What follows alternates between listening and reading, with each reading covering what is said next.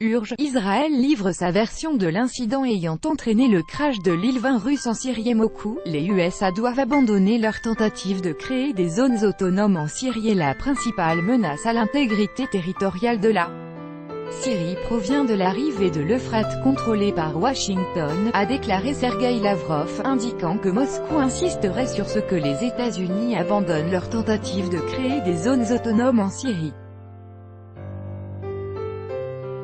Le ministre russe des Affaires étrangères a exprimé son désaccord avec l'idée de l'opposition syrienne que les accords conclus à Sotchi sur Idlib s'appellent l'intégrité territoriale de la Syrie.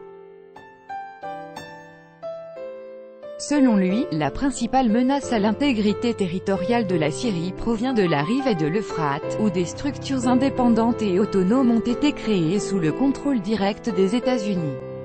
Le ministre russe a déclaré que la Russie insisterait pour sa part pour que les États-Unis abandonnent leur tentative de créer des zones autonomes en Syrie. Nous insisterons pour que cette activité illégale soit abandonnée. Nous en parlons constamment et directement aux Américains et au Conseil de sécurité de l'ONU, a ajouté M. Lavrov. Vladimir Poutine a annoncé à l'issue de sa rencontre avec Recep Tayyip Erdogan à Sotchi qu'il s'était accordé sur la création d'une zone démilitarisée le long de la ligne de démarcation entre les groupes d'opposition et les forces syriennes dans le gouvernorat d'Idlib.